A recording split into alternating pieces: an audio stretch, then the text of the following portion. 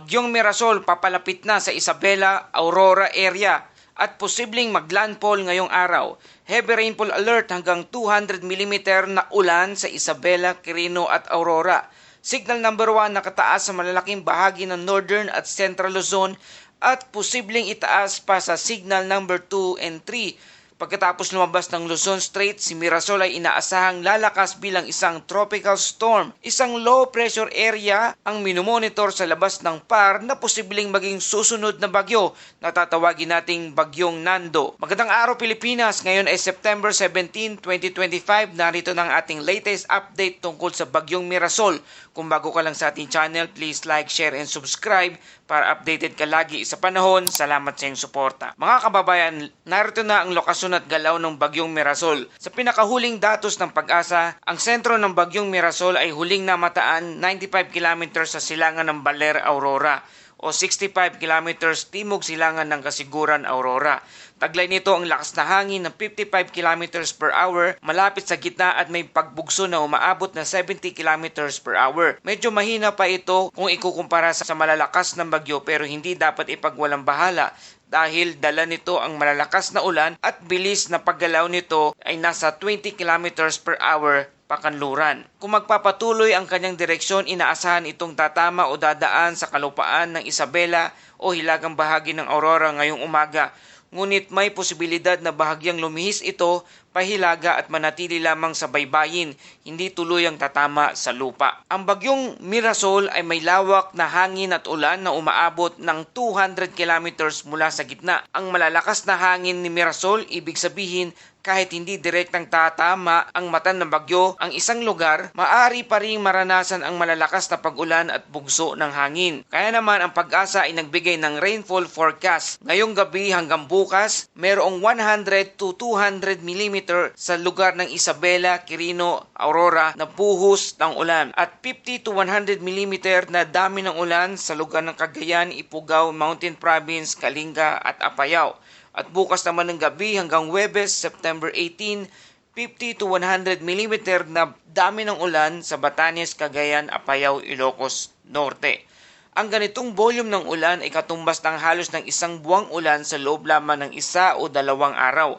Ang epekto nito, mataas na tsansa ng flash flood, pagbaha at landslide, lalo na sa mga bundok na matagal nang nabasa ng ulan nitong mga nagdaang araw. Kasalukuyang nakataas pa rin ang tropical cyclone wind signal number 1 sa mga sumusunod na lugar.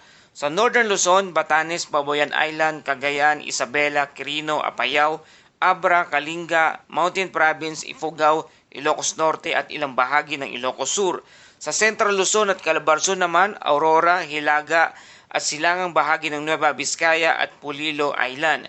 Sa Bicol Region, hilagang bahagi ng Camarines Norte. Mga kababayan, ano bang ibig sabihin ng signal number 1?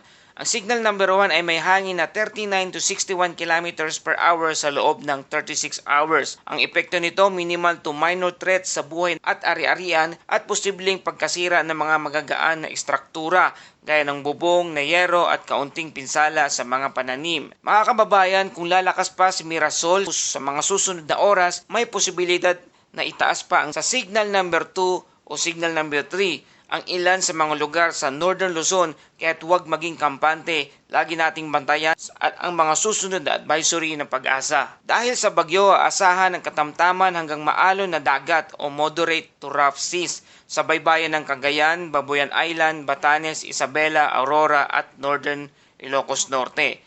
Ang taas ng alon ay maaring umabot sa 2.5 metro na delikado para sa maliliit na bangka at bangkang dimotor.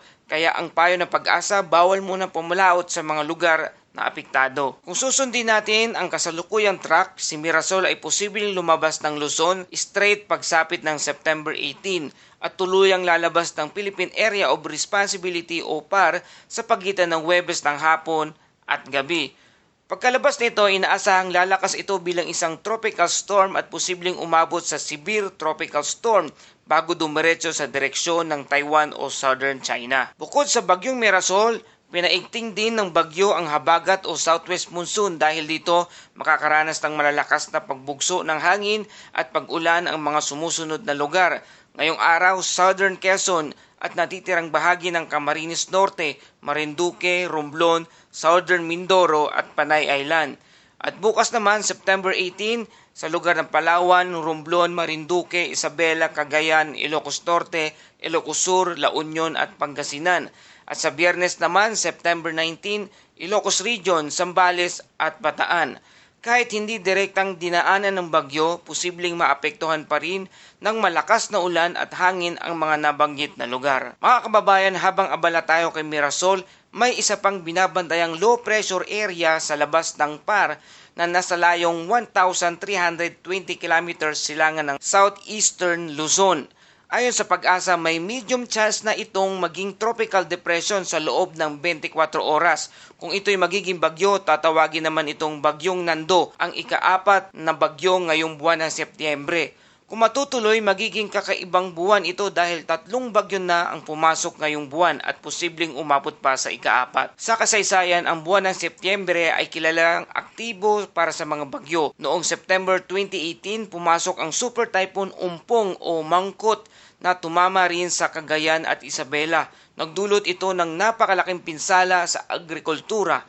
Bagamat mas mahina si Mirasol, tandaan na kahit hindi kasing lakas ng Super Typhoon, ang ulan pa rin ang pangunahing panganib. Kaya mga kababayan, ito ang ating safety reminders. I-monitor ang mga anunsyo sa inyong lokal na Disaster Risk Reduction and Management Office. Iwasan ang pagtawid sa ilog o baha.